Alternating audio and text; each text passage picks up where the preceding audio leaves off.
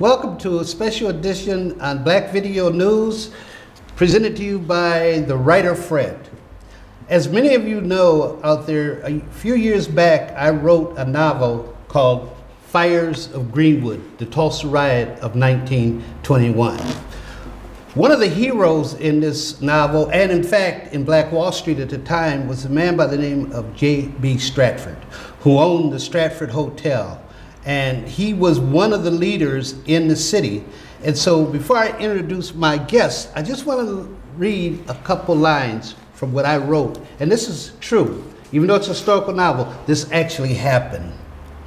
As Smitherman exited his building located right across the street from the Stradford Hotel, he recalled the hot summer day in 1920 when that bulldog of a man talking about Stradford beat a white man right in front of the Dreamland Theater.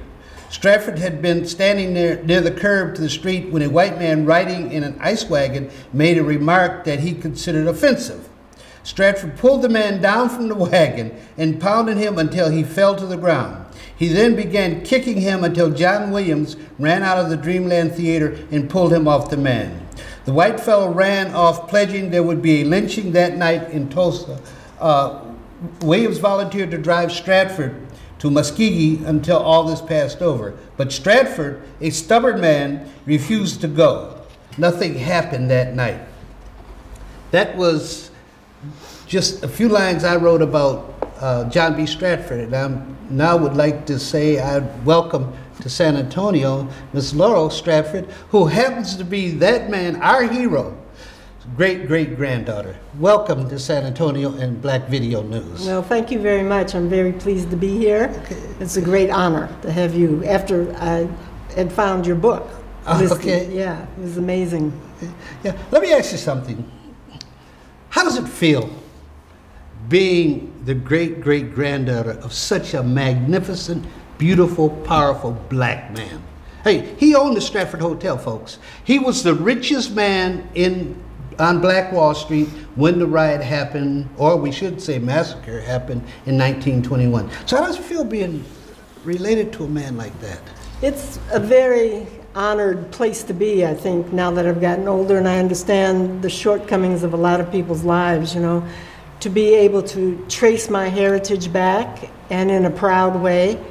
It wasn't easy for him, but it has taught me a lot about what life is about. I mean, from the time I was a little girl, I was being told about JB, and I wasn't quite sure who this was, but I was learning every step of the way. Right. And the fact that it has really surfaced is an important time in our own history. It's good to be able to say, I know what happened.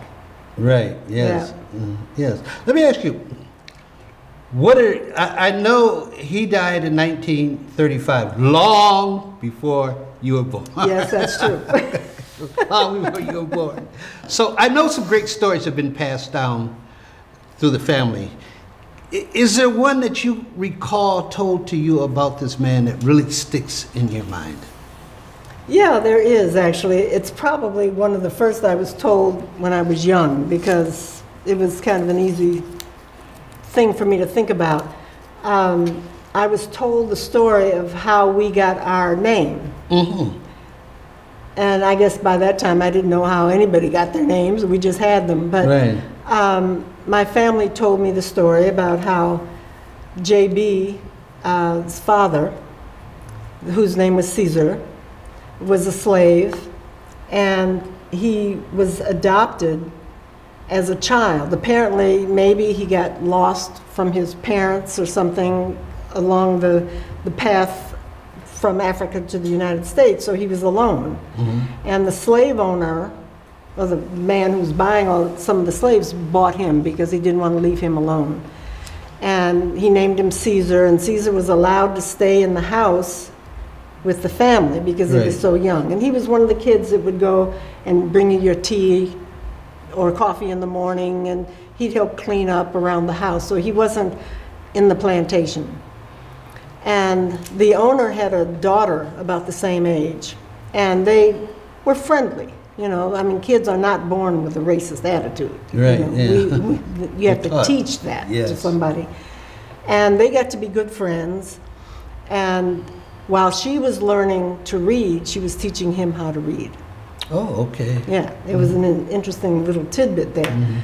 And so as he was growing older, he's still connecting now with the owner, never working in the plantation, but going on the road with the plantation owner whenever he had whatever he had to sell. Right, yes. And so he grew up, and because he could read, on one trip he mentioned to the owner that he had read the Emancipation Proclamation. Oh, okay. And he said he knew he was going to be slaved. He's prepared to be slave now, be freed now. And the slave owner told him, no, that's not going to happen. Get back to helping him out. And so he continued to work for a while. And on one trip, sometime later, they are on the road again together, and they cross into Stratford, Ontario. Okay. And the owner gives Caesar his freedom. Oh, okay. And he takes the name Stratford, changes the second T to a D, and makes it Stradford, and that's who we are. Okay, great. That was one of my favorite stories. Right, yes.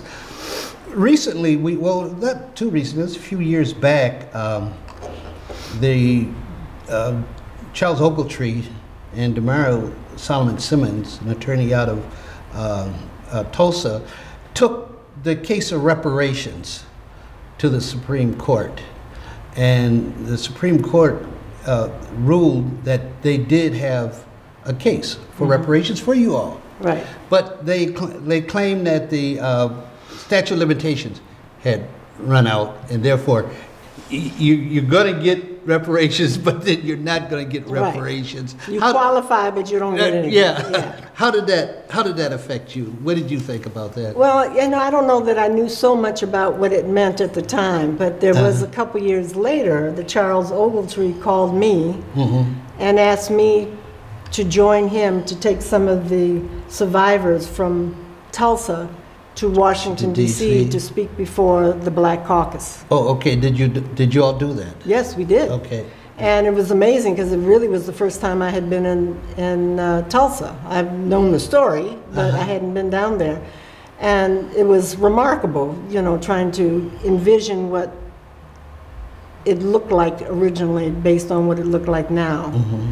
And we had, apparently the state or the city had decided to honor the survivors. So there was a luncheon, and they gave everybody, I don't know, a pendant or something. And everybody's like, what is this? A pendant. We don't need a pendant. We, give us money for our kids to go to school or something like that. Yeah. And there were some famous people from Hollywood who were people whose family came from there as well. Okay. But we took a group of 6 or 9 to Washington, D.C., and Olivia Hooker was my responsibility, and I loved her. I mean, I felt so blessed, that this was going to be the person I was going to be with throughout the trip. Right, that's interesting. Can we pick up there with Ms. Hooker and tell us a little about her after we take a short break? Sure. Okay. Yeah. How's business? Did you know the fall is the best time for retail? And late winter is the best time for small business? Keep your momentum going all year long with the Black Book Business Directory, the largest business directory with an African American focus in Texas. Now is the time to invest in your business. Go online today at blacksinsanantonio.com to verify your free listing, or call us at 226-1939 to celebrate another year in business. Connect, empower, grow.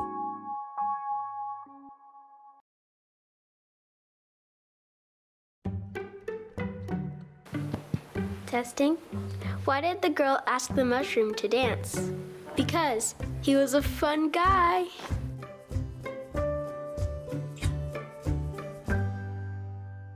What if you could invest in the future?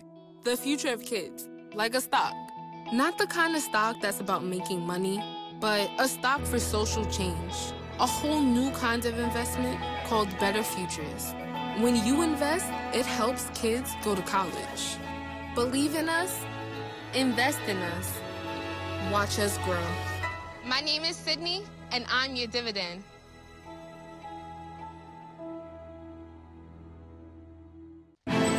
Nothing to do this week? Don't miss another event. Go to blacksinsanantonio.com for our event calendar. The home of the largest business directory in San Antonio with an African American focus. Sign up today for our weekly e-blast and text message alerts. Help us make this a better community. Connect, empower, grow.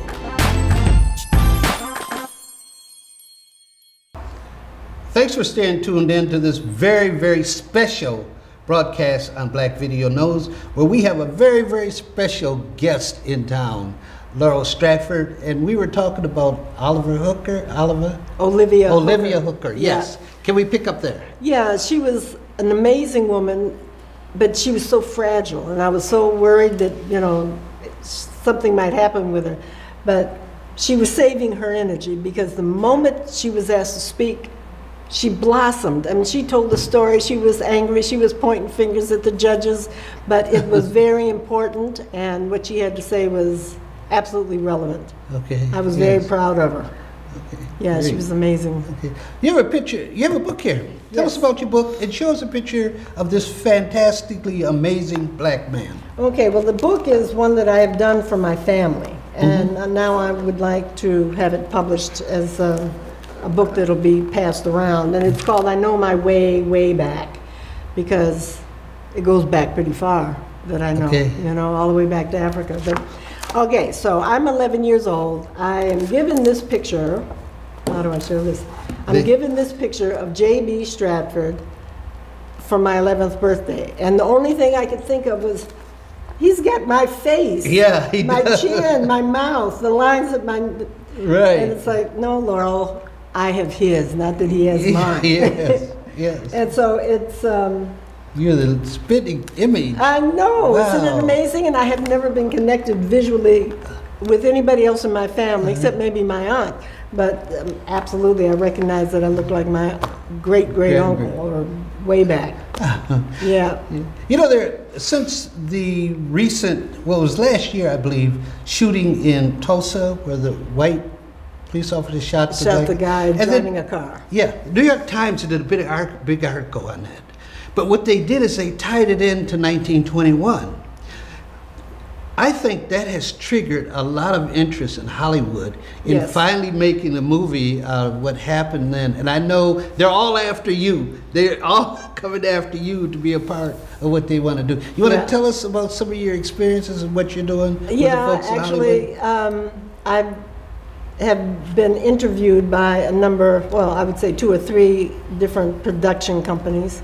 I've signed a contract now with one as co-producer. Co-producer, yes. Executive co-producer. Yes. But that's very flattering. But I feel so strongly about this story being told. I think we all need to know our history so that we can pass them on to our children, so that they can see that we can survive, that we can become more than lots of people expect, and that the bad things that happen hopefully can be fixed and overridden. But yes, I hope a movie's being made now.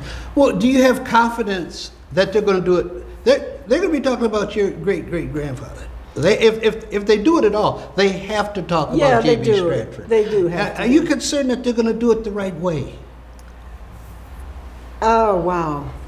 You know, having us grown up because of our backs, I'm concerned about a lot of things. Yeah. But I would hope that they recognize enough that the truth needs to be told, and told in the right way, and that there are still people who can benefit from the knowledge. Now right now you're working on your great-great-grandfather's memoirs. Yes, I am. That was another gift I got at a later time. Right. From my aunt, and the memoirs were all handwritten, and so Wow, I kept yeah. them.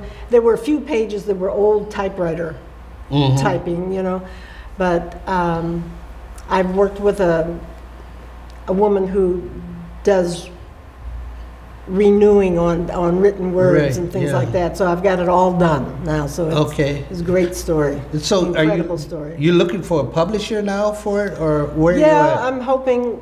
I've shown a number of people the book. You know, it's a question. These kinds of things like films and books seem like they take a long time for somebody to say, yes, let's do it and get it done tomorrow. Yeah. That's what I want. They never want to get it done tomorrow. No, they're thinking about it, or they've got other projects prepared before that. But I'm sure it's going to happen. Where do you think your great-grandfather should be in history? And should he be in the museum? Well, he is in the museum in Washington, part of- D.C.? Oh yes, in Washington, absolutely. And they do mention him a little bit in the new museum in the Tulsa Section? area. Yeah, it's up on the second floor, I think, and back and around in the corner. In the over there, corner? yeah. But even in Chicago, in the DuSable Museum, there is some conversation about our family background. Oh, great. Yeah. Do they recreate, and I hope to go there, I'm going back to Washington for Christmas. Do you think, do they do a good job? Is I guess my question. The To museum? recreating Black Wall Street. Well, they did a small job. They did a small job. Do you Yeah. think that? Do you think that's fair? It's not even a bedroom size story for a city size problem. Do you think that's fair? No, I don't.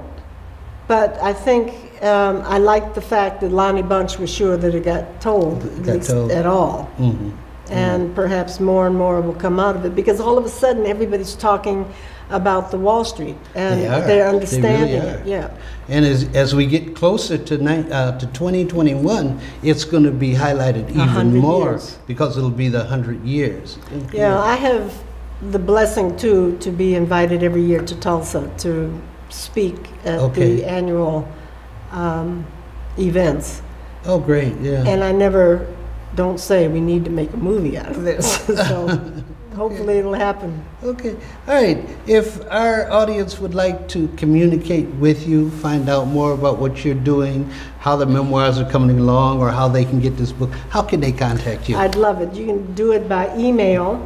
My email address is the_traveler, 1L in traveler, @me.com. Okay. Laurel Stradford.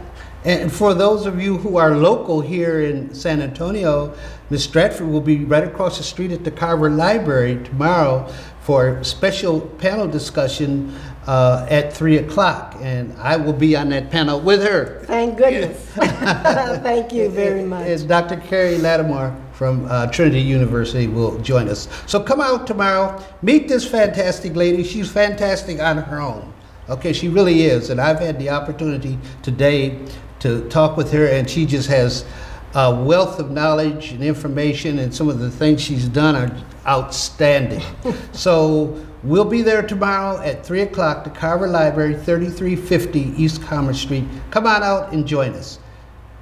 Would you like to close us out with some words of wisdom? Words of wisdom. Thank you very much for inviting me to the city here to speak. And I am very grateful for the interest that is developing. I'm feeling very blessed about the story. Thank you. Okay. Thank you. This is Writer Fred signing off.